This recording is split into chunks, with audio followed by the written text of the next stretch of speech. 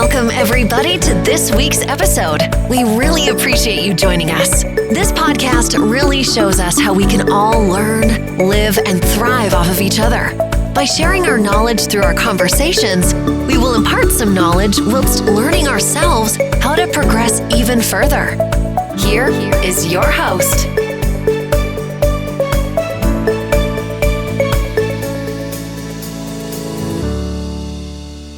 Hello and welcome to this edition of Pull Up A Sandbag with Joe. Hi, my name's Joe O'Connor, founder and CEO of the Transformer Company, and I help veterans, veteran business owners, and those who support veterans in three key areas: health, wealth, and mindset. So, what's been going on in the world?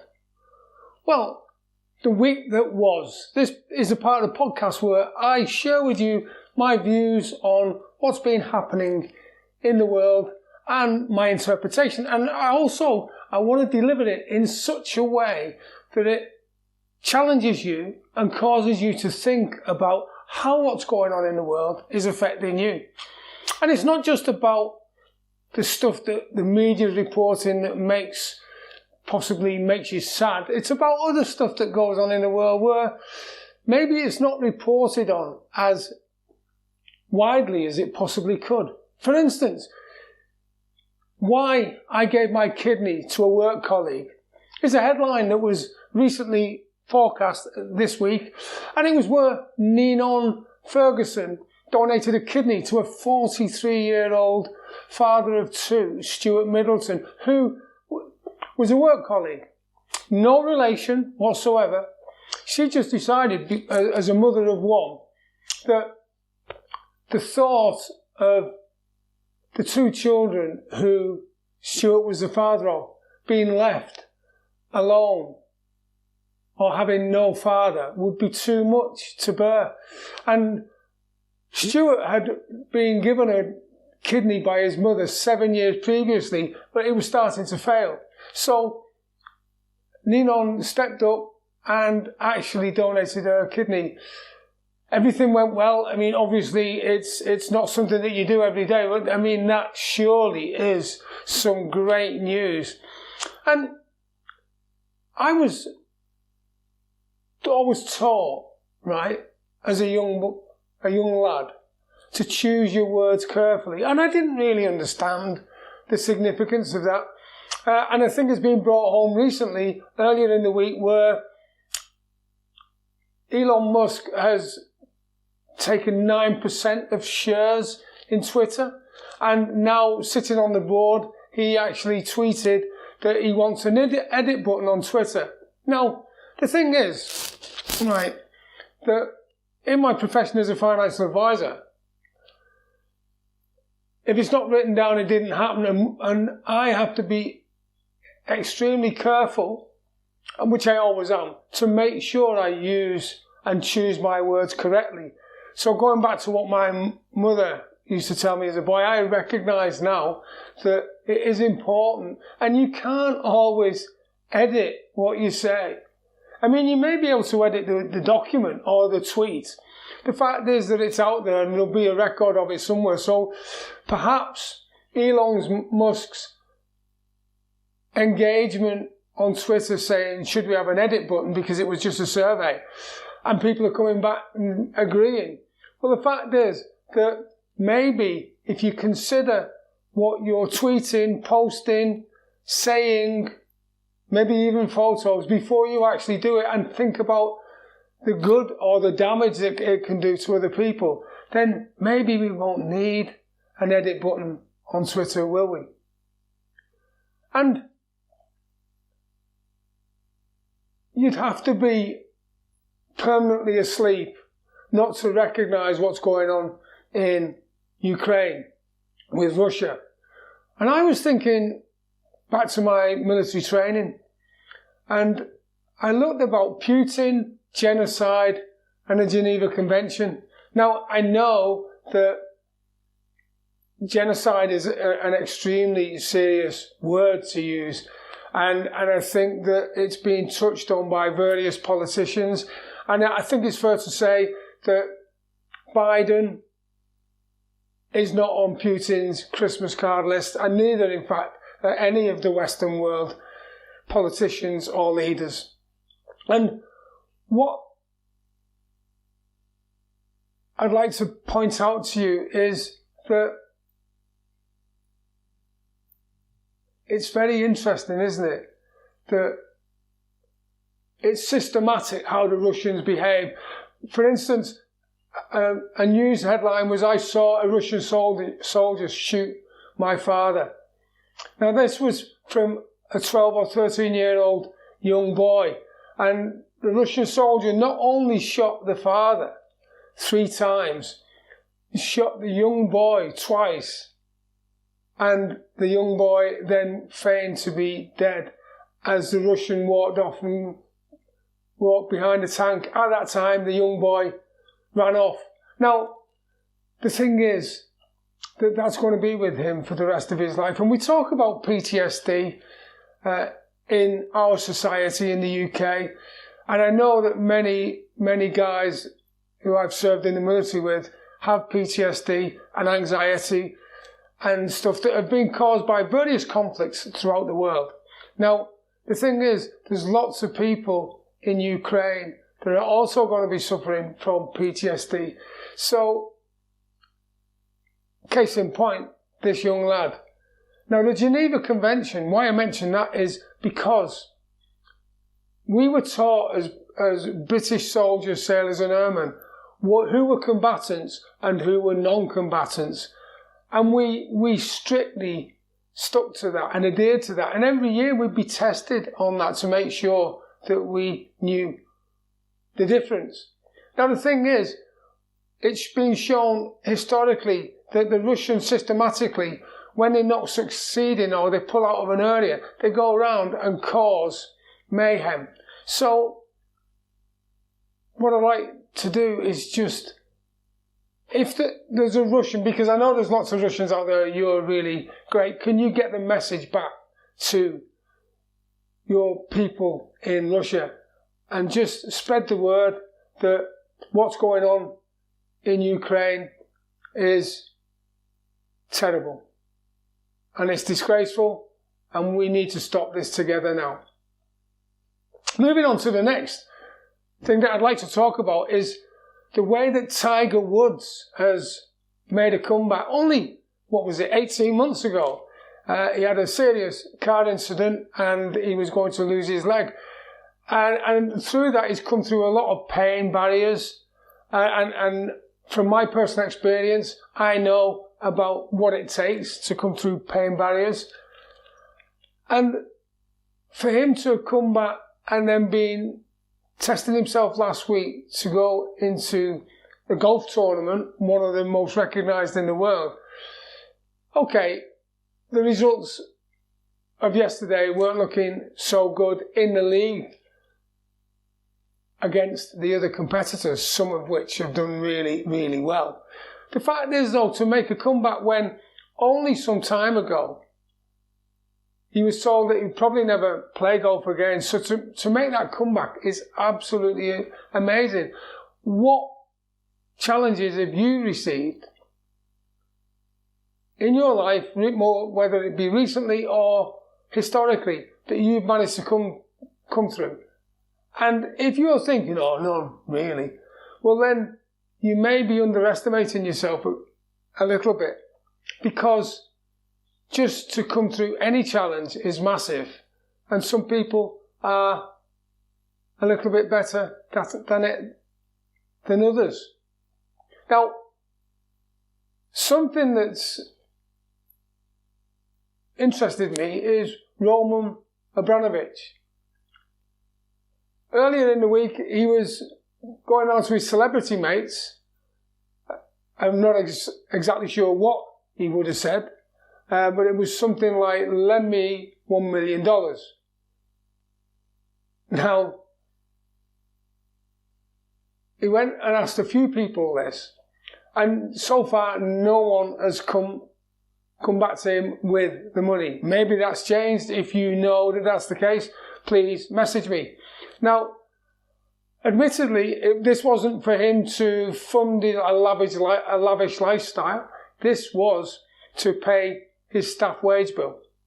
His staff wage bill is £600,000 per week. So I suppose you could cut him a little bit of slack because he wants to keep his staff employed, which is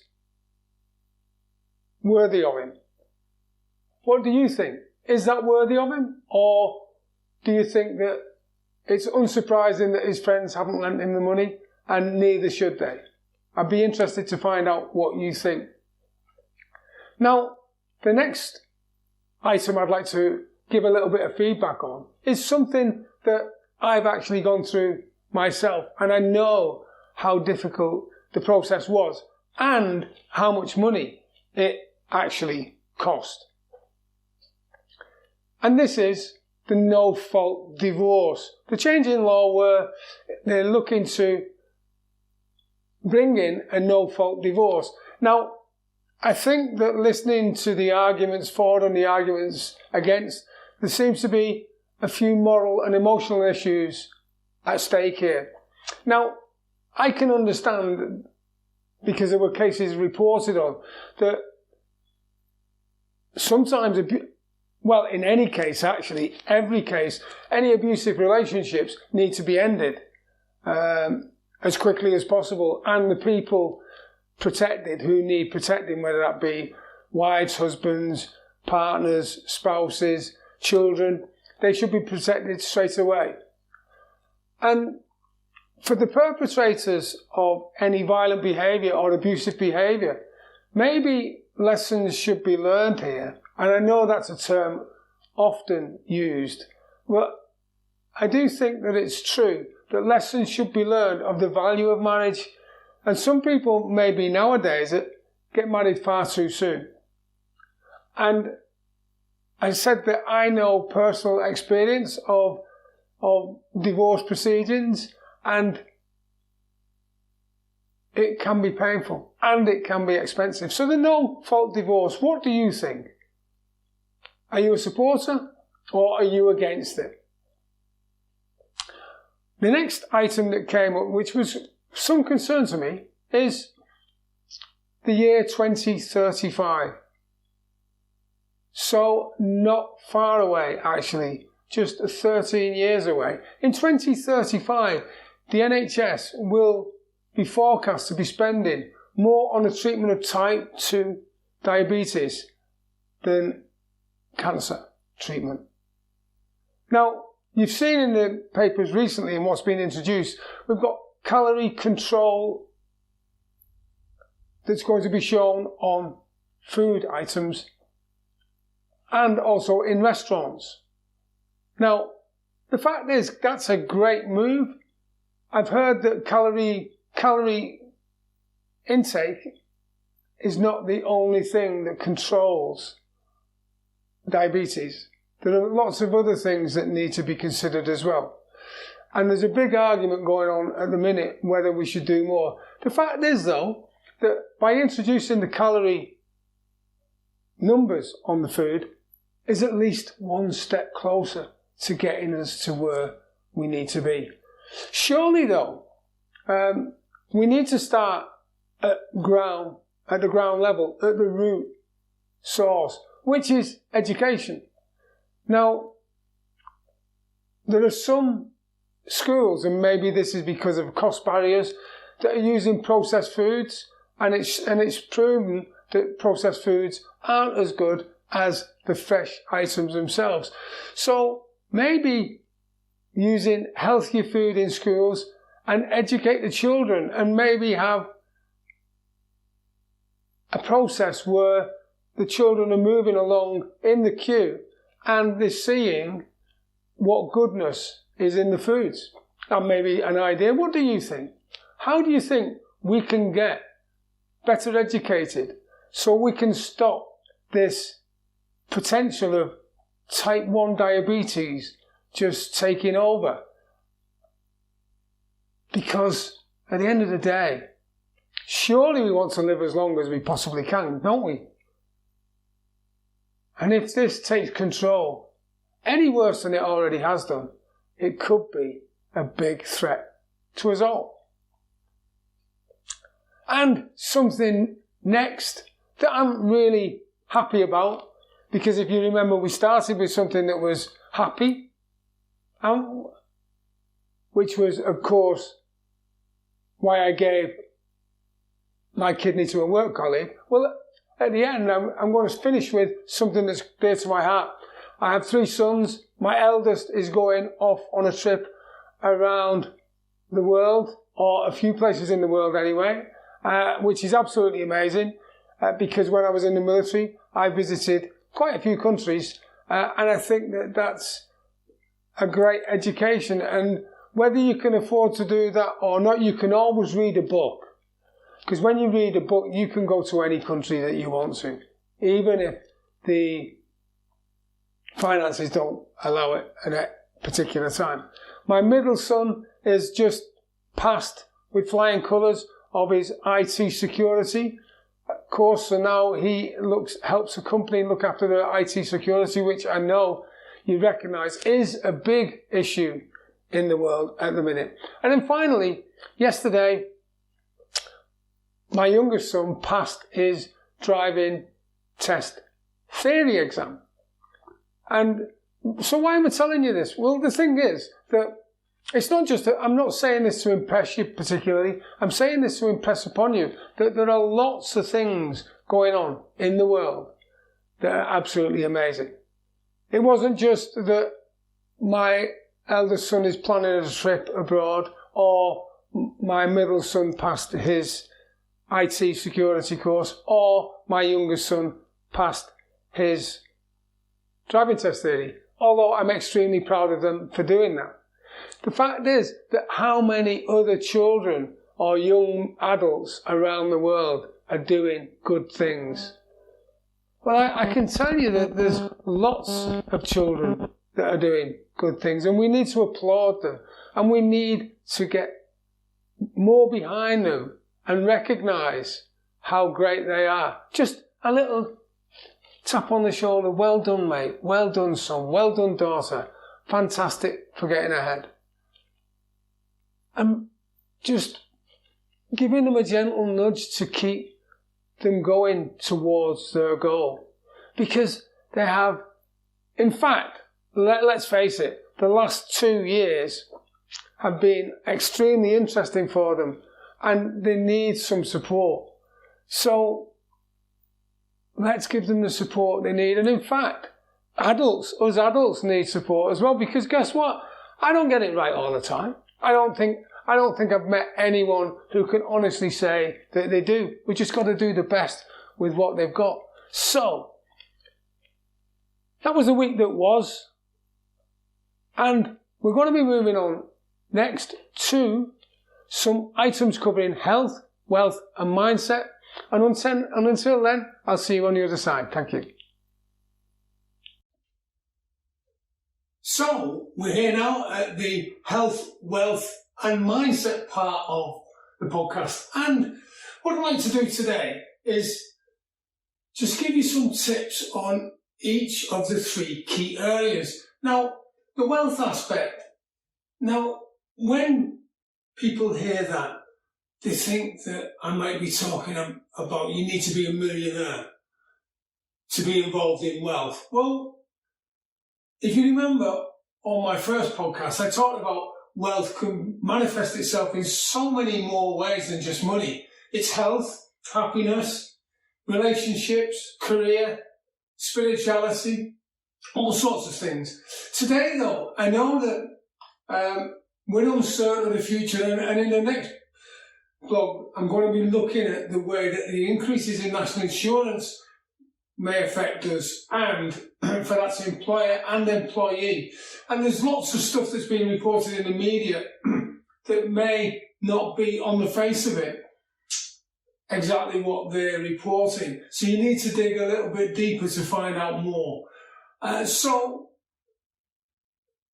with budgets tightening, energy costs rising phenomenal rates, and everything according to the media is not looking good. And I know that there are lots of you out there that are really struggling, and you're not sure whether to keep the heating on or feed the family. And of course, feeding the family is number one. Unfortunately, the weather is getting warmer now, so that could provide at least some relief that we can perhaps keep our central heating off soon and not depend on gas so much. We've still got to cook though, haven't we? So what I'd like to do is give you a tip on something that I learned many years ago when things were tight, really tight. And I was looking at whether I could get to work because I couldn't afford fuel. I remember that I'd saved up, I made sure I budgeted great, and I had enough money to fill the car. And I filled the car up with fuel, and guess what? Instead of putting petrol in, I put diesel in. And I just sat there thinking, what am I going to do? And I just started crying because I didn't know what to do. I couldn't even afford to call someone else to help. Fortunately, I had a friend who was a mechanic. We managed to salvage the mistake before it damaged my engine. But the fact is that I couldn't get to any appointments and things weren't looking great. So I know what it's like to be on that side of the fence. So what I'd like to help you with, and of course I don't know your own financial circumstances, so you may need to speak to a professional advisor to see whether it's possible. But one of the things I learned about was credit card surfing. Now in the minute, there are quite a few credit cards that are offering a 0% balance transfer. Now the thing is that if you've been spending on your credit card to meet the expenses of your food and various things, well, that's the situation you're in, and you could have credit card debt. Now, the credit card interest, once you've gone through the interest-free period of maybe 20, 30 days, if you've not repaid the credit card, then the interest rate goes up quite high, and it can be over 30%, depending on what deal you've got. So that's really expensive, and the minimum payment will only pay the interest off with a very small element of the capital. So you could be paying back the credit card for quite some time. So what is available and credit subject to your credit rating is you could credit card surf. What that means is you transfer the balance that you owe across to a new credit card, which is offering a 0% balance transfer. Be mindful of the fact, though, it's 0% interest charged for a period of time. The actual transfer itself will cost money. If there's a charge, that could be anything between 1.5%, 2%, or even 5%. So if you had, say, a credit card balance of £100 and you wanted to transfer it across, you would be charged between £1 and £5 fee for charging that across, and then there would be no interest on that £100 for say 12 months, 18 months, or even 2 years while you pay that £100 back. So that could work. And obviously, if the debt is greater than £100, then the interest will be still 0%, but the fee will be greater. So for £100, it's 5% interest, it's £5 fee, and £1,000, it's £50 fee. So it depends how much you're transferring across. So that is my tip on wealth. I'll be giving some other tips as we go along each week. Now, the next section I'd like to cover is on health. Now, there's a link to what's going on in the world at the minute, and there's a lot of aspects of the high energy, as I've mentioned, the high energy costs, fuel costs, and just the way that inflation is going to manifest itself in the future. There's a knock-on effect of Brexit and also the conflict that's going on between Russia and Ukraine. And that's going to have a big impact on food prices and all sorts of prices because we cannot manufacture things at the same rate. And in fact, fertiliser has gone up for farmers and everything will be a knock-on effect. So what I'd like to do is give you a top tip that I learned some time ago. Because remember, I'm sharing stuff with you that helps me have a better lifestyle, more relaxed. And I don't know everything. I haven't got the answers to everything. And in fact, I've been taught by other people who are far better qualified than me. So I want to pass this on to you. It's something I learned when I was on my NLP practitioners, master practitioners and trainers course with a good friend of mine, David Shepherd. And it's heart breathing. Now, I know if you Google, you'll get all sorts of transcendental meditation and all sorts of different things. I just want to pass to you a simple tip on breathing. David Shepherd calls it heart breathing, from Hawaii, where he learned Huna. And heart breathing is where you breathe in through the nose and out through the mouth. And when you breathe out through the mouth, it's push out, and it makes the sound ha. Now, what I'd like you to do as well is, it's good if you get the ratio of breathing in for 5 seconds and breathing out for 10 seconds. Or just double the rate for breathing out as you do for breathing in. If you have a respiratory issue, you may not be able to breathe in for 5 seconds and out for 10 seconds. So it may be shorter period than that. What I want you to do also is I want you to get comfy, right? You can, if you want, you can lie down for this. You don't need to stay sitting up. You can lie down. You can sit in a big comfy armchair. I know I'm on a stool at the minute, but this is really comfy for me. I've got armrests. My heels clip on to this bar that goes centrally, and just relax. And then as you breathe in, your belly will rise. Hey, listen, and if you're worried about looking trim and everything, that's totally okay. I want you to just let your belly rise, not the chest. Real deep breath from down into the belly. Your belly rises, and just to check, put your hand on your belly and breathe in. And you'll feel it rise, and then out through the mouth.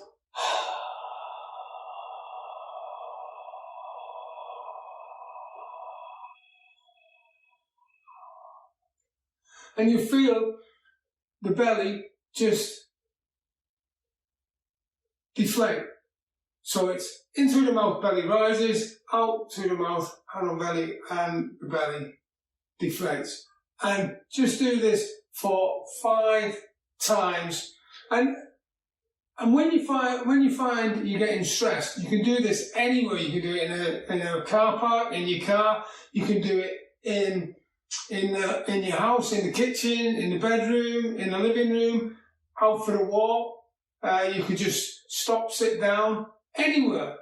Just get yourself where you can be comfortable. And then we'll do this together 5 times. In and out.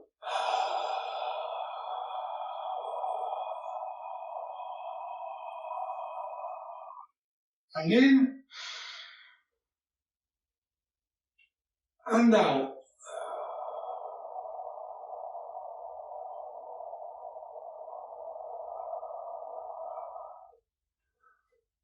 And when you're breathing in, you can really raise your shoulders, raise your chest, the belly goes out. And when you're breathing out, then you can just relax and just feel all of the stress go out the bottom of you, through your arms, fingers, through your feet, and out the top of your head. So breathe in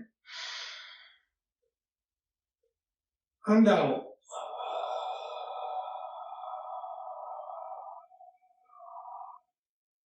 Remember, in for 5 seconds and out for 10.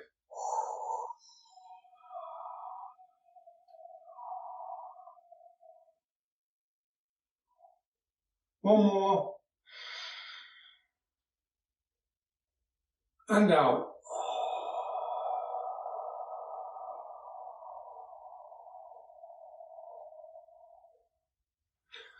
And do that whenever you feel stressed. And you can close your eyes as well and just really relax. Picture something that's beautiful. Picture something that's serene, really serene, that is nice and relaxing.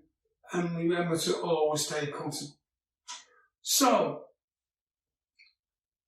that's my health, wealth and health. Next, finally, coming on to mindset. Now, in my eyes, as I've said before, I think that mindset encompasses all of this absolutely tremendously. So I'd like you to just do this for me and do this for you as well. Because when you can do this first thing in the morning, everything gets easier during the day. And if you don't do this first thing in the morning, then the day might not go to plan, or it might go to the way you thought it was going to go, which was not so good, terrible, shocking. So the one thing that I want you to do, the first thing I want you to do, second only to opening your eyes, I suppose, even before you open your eyes, or when you become conscious and you recognise what's going on in your mind, I want you to start the day with a positive affirmation. So what do I mean by this? Well, it's simple, right? Now, some of you may find this difficult at first. And I know when I started doing this, I found it difficult as well, because I wondered what the point of it was and how on earth it could possibly help me improve my life. And then as I started to do it more and more regularly, it just helped me so much. And in fact, if you remember that one of the things I'm going to be doing in the future is talking about start the day finished, which is another great thing to remember. Before you get to that stage though, of start the day finished, because that's a whole different ballgame, I want you to start with a positive affirmation. Now, it could be something as simple, which is a really great thing to say, is I can do this, or I can do it. I can do this. I can do this. Because guess what? You might be having some stuff going on in your life that's stopping you doing some things that you need to. So you can say, I can do this. Or it might be, and this, especially if you're feeling a little bit low, this one can really stretch you. And what I'd like you to be able to say, and what I want you to do now, is say, I am brilliant. Go on, just say it. I am brilliant. And I don't want you to say, I am brilliant, by the way. I mean, you are brilliant. But I want you to actually say to yourself, I am brilliant. I am brilliant. Go on, give it a go. I am brilliant. And again, I am brilliant. Now, you say that 10 times in the morning. What sort of day do you think you're going to have? That's right. You're going to have a great day. And it might not be the best day in the whole wide world that you've ever had. It's certainly going to be better than it would have been if you'd have said, oh, another day. Because you're just sending out different signals to yourself, which releases endorphins and releases all sorts of positive chemicals in your body, which just makes you feel better. So let's have a go. I am brilliant. I am brilliant. Come on, mean it. I am brilliant. I am brilliant. I am brilliant. Just keep saying that. Say it for 5, 10, 15 times. And you can say it to yourself. You don't need to call out, especially if someone else is in the room. But the fact is, let them know as well that you're going through this process. And if they think that maybe that's not the way to go, well then, that's okay. Do not let their problem become your problem, because remember, you are brilliant. So you've got to tell yourself that. So, they're my tips on the wealth. Remember, credit card surf and see what deals are out there to make the repayment of any credit card debt that you have faster, quicker, and less painful. Then we looked at health. Remember, in through the nose for 5 seconds, out through the mouth, making that sound for 10 seconds, and checking on your belly rising and deflating. And then we moved on to mindset. Remember, start the day with the positive affirmation. Remember, tell yourself you're brilliant 5 times, 10 times. I am brilliant. I am brilliant. And mean it, because that can make a big difference. So they're my 3 top tips for this week. And I look forward to seeing you again and meeting up so we can have even better dialogue, so I can help you get from where you are now to where you want to be. And remember, in between now and then, stay safe and have a brilliant day. Thank you. And I look forward to seeing you for the next Pull Up A Sandbag with Joe in the very near future. Thanks.